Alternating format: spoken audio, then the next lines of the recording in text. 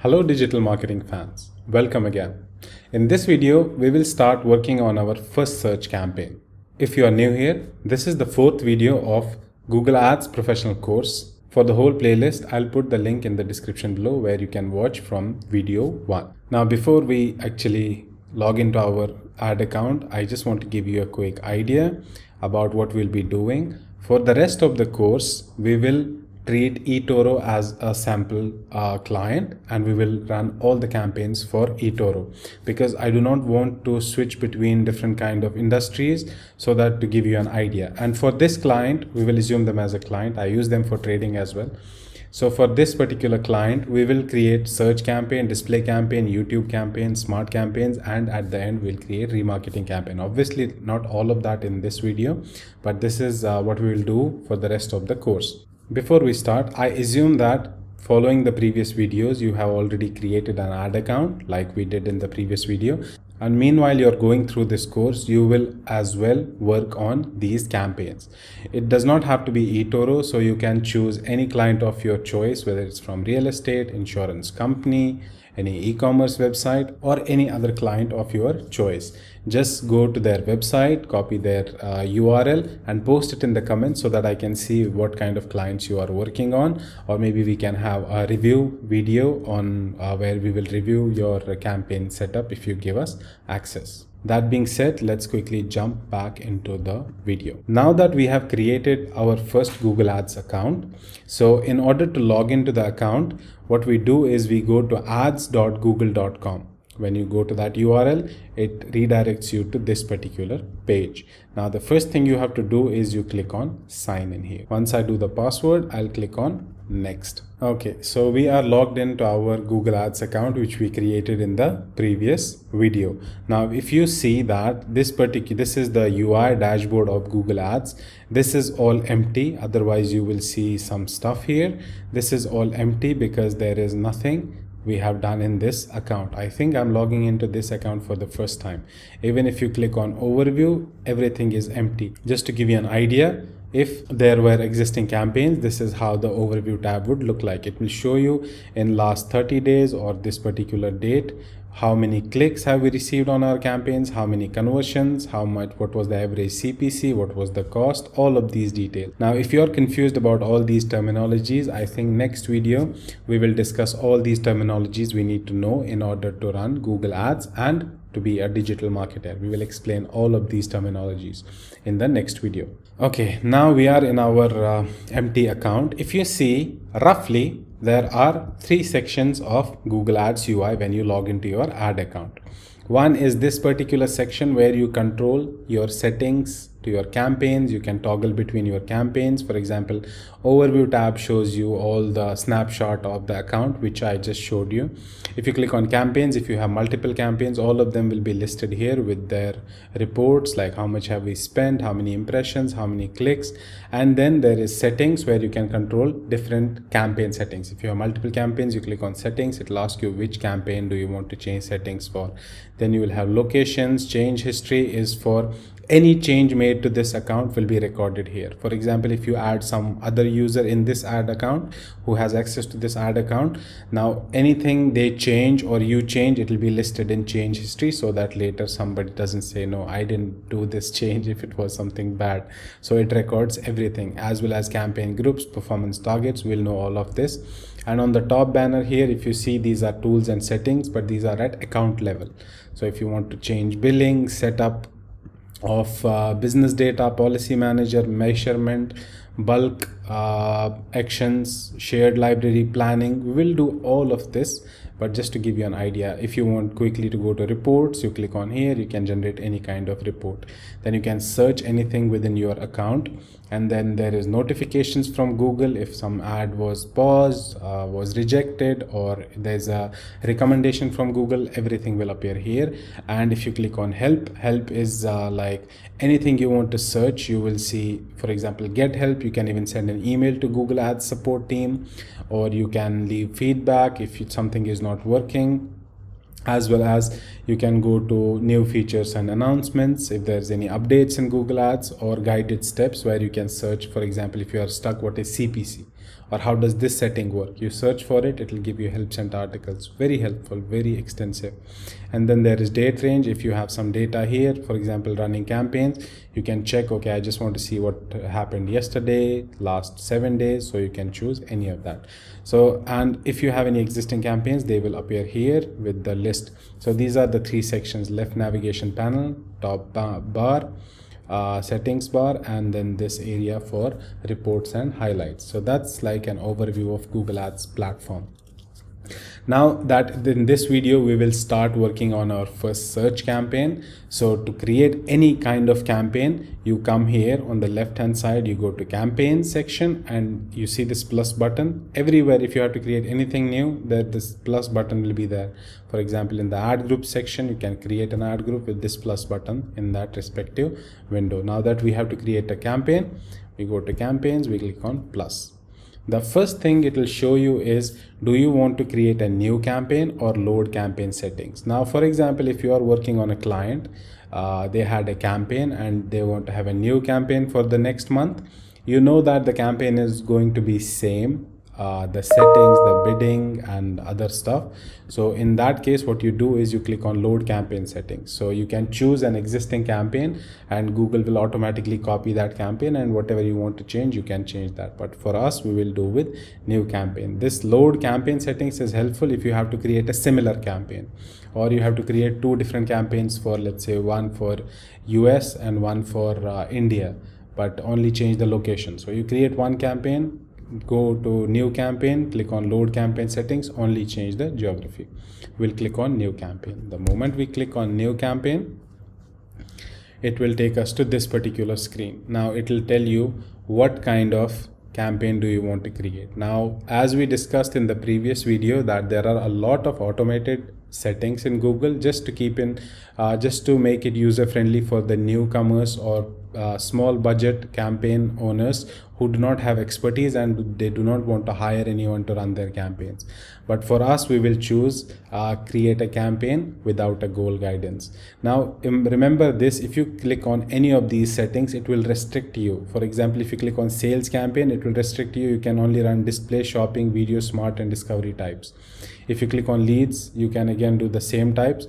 Website traffic again, but for example, product brand consideration, you can do only video campaigns. So this option, create campaign without goal guidance, it will have all the options, so it does not restrict you. So we will go with the manual setting here. The moment you click that, it will ask you, okay, which type of the 8 campaigns you want to create. Now for us, the first campaign we want to create is a search campaign, so we will select search. You can also hover your mouse here, it will give you some details about this particular campaign if you want. So I'll click on search campaign. The next thing it will ask me is, select the results you want to get from this campaign: website visits, phone calls and app downloads. It does not make any difference whatever you choose here. The only thing is, if you add a phone call here and give a phone number later when you are creating campaigns or extensions, it will help you to select this one. So for now, even app downloads, it will ask you, is it an iOS app or Android app? You will have to give the link and later it will help you. But if you just select website visits here, it's going to be okay. You can do anything even after that as well. Now for website visits, it will ask me my business website, which in our case is www.etoro.com. So I have entered that here and I will click on continue. The moment I click on continue, I gave some settings about the campaign I want to create. Now if you see here, as we discussed that in the hierarchy of the account, we have an account. Now we are trying to create our first campaign in which we will have to set up ad groups, then we will have to set up ads, and then we will review all those and make it live. It's the same workflow as the hierarchy we discussed. Now if you scroll down here, if you see general settings, it will tell you type search by default because that's what we selected. You cannot change that here, and it will ask you a campaign name. Now the campaign name, you can choose anything, but there are some recommended syntaxes which you can follow as a best practice, because when you create multiple campaigns, it becomes difficult to remember. So that if you have to generate reports or stuff like that, it's easier that way. So what I personally follow is, I name the client, then the campaign name. Every campaign has a name. When you work for anyone, they'll be like, this is our summer campaign, this is our 10% off campaign. So for this, let's assume it's August 2021 campaign. And even if the campaign name is not a date, then you need to add the month and year as well. It becomes easier. And then the leads campaign, what was the objective, and I also add region as well if I have to create separate campaigns from each country. And then at the end, search, what kind of campaign this is, whether this is search, whether this is display campaign. It becomes easier later in the reporting. Once you enter that name, you do not have to panic or think a lot about it. Just start with anything as far as it has details. You can recognize this campaign. Later with the workflow, when you start working on this, you will understand what needs to be mentioned there and what not. The next thing it'll ask me is networks. If you see here, it gives me two options. Now we know that when we create search campaign, it appears on Google search. That's a given. But these are two additional options which we can include or exclude. For example, if I exclude this, my ads will specifically only appear on Google search, because these are text ads. But if I select the search network, what it does is Google has a lot of website partners who use Google AdSense to monetize their websites. Now Google is asking you whether your ad should appear there as well. A lot of people do not understand about this, and a lot of people ask these questions in interview. Now, search network is the websites who have partnered with Google and they have search capabilities on their site as well. What I mean by that is, for example, I go to Dubizzle here. This is a website very popular in UAE and it's owned by OLX. Now, if you see that, it's a product listing company. People list their used products like cars, electronics, anything in this website, but it has a search capabilities as well.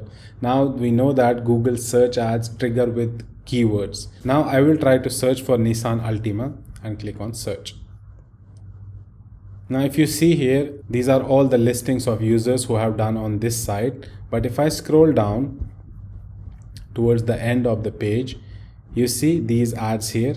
These are the native ads of the website, not the ads, the listings of the website. At the end, they also have this section where they actually show search ads. Now these two ads, they are actually Google search ads. If you see, Izito.ws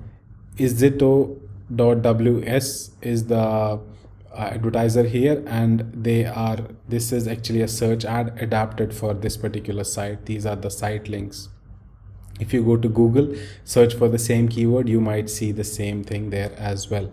So I hope you understand what the search network means. Even if you read here, it says ads can appear near Google search results and other Google sites when people search for terms that are relevant to your business.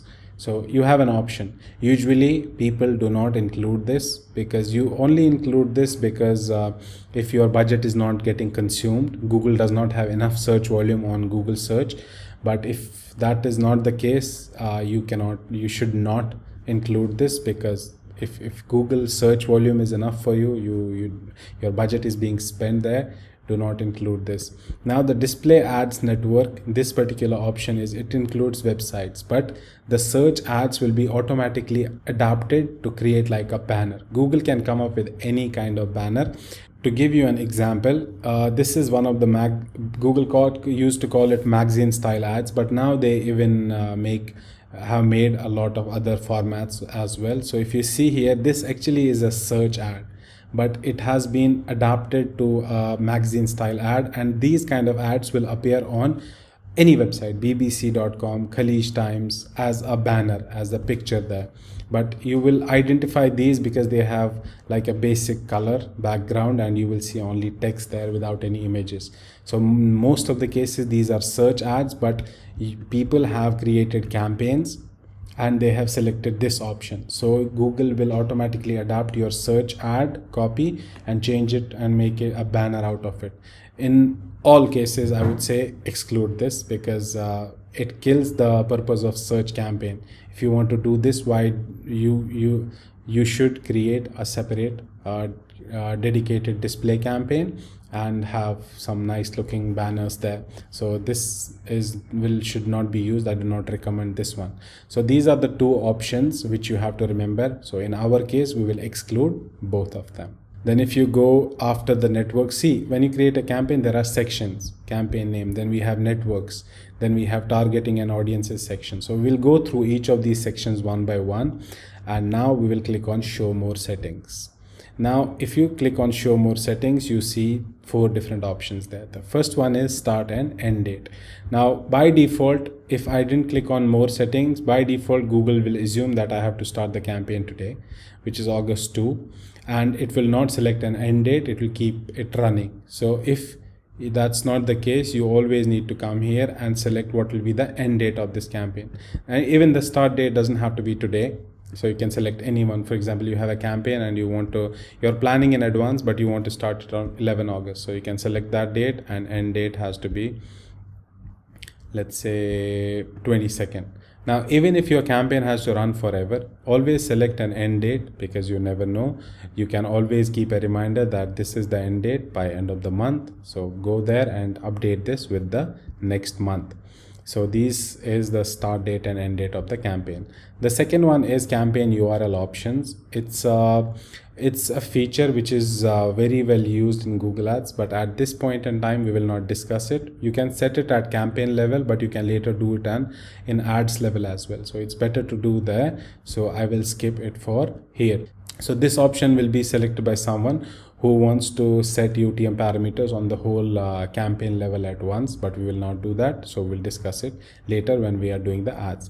Then we have dynamic search ads setting. So what it does is, if you, for example, click on this particular setting, it will ask you for your website again. For example, if I give it my website, which is etoro.com, Google will automatically scan my website and it will pull the keywords and the headlines from my website and automatically create ads. But we will not do that, and it's not recommended. You should always choose your ads, what should be shown in your ads and what text should be shown.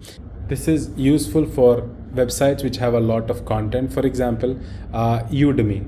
To give you an example, I will go to google.com and I will search for DV360 course. Now if you see, Udemy will show a course, which is my course, here as an ad. Okay, they are running a search campaign, but there are millions of courses on Udemy. There's no way for Udemy to create a campaign or an ad copy or a text ad for each course separately. What they do is, I'm just giving you an example for these kind of websites who have a lot of content on their websites. So it's better for them to choose this particular option, which is dynamic search ads. So Google will automatically scan your website and it will automatically come up with an headline from any of the pages where that particular keyword is mentioned, which you are searching for. Like a user goes to Google, like I did, I searched for DV360 course. Now they have probably set up dynamic search ads and Google automatically pulled this particular course. Even if I click on this ad, it will automatically take me there. Yes, see, this is my course on Udemy. Now what happens is, this is useful for those, but if you are not such a website, you should never use this, because you should always choose what ads should appear to the users, which is very important as well. Sometimes it will come up with horrible automatic ads. The next one setting here is ad schedule. Now in Google Ads, if you run a campaign, it's up to you whether you want to keep it running day and night, or you can restrict. My ad should appear only on, say, 9 to 5. For example, if you are running call only ads and you want users, anyone's let's say searching for auto garage for around me, you want your campaigns to only appear from 9 to 5, because when they click on the call ad, a call will be made to your office and there's no one to attend. So in that case, you will schedule it, let's say Monday to Friday, or if you are off on Sunday, then Monday to Saturday from 9 to 5 a.m. because it's meaningful. Otherwise there's no point for you to keep running the call ads and somebody at 8 clicks on it, they call and nobody is there to pick up.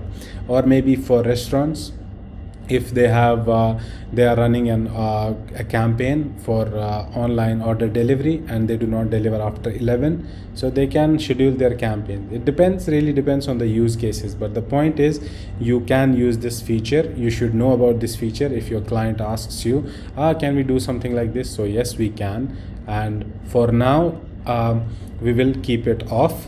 we will run the campaign on all days. It's also better, one is when the client asks. The other way is later when you run the campaigns and you realize that you get most of the leads on weekends or only weekdays. So similarly, you can test switching off your campaign on times, because in reports you can actually check how many leads, how much traffic you got on each day, hourly basis. So if you see there is a particular day or time part of day where you spend a lot of money but you do not get any results, you can switch off your campaign and schedule it accordingly and see the impact. So that's what ad schedule is for. So this was the first section of while creating a campaign in the process of search campaign. The next section is targeting an audiences, and we will discuss that in the next video. Guys, before you sign off from this video, I would really appreciate if you click on like or dislike if you didn't like, and if I was able to add any value to you through this video,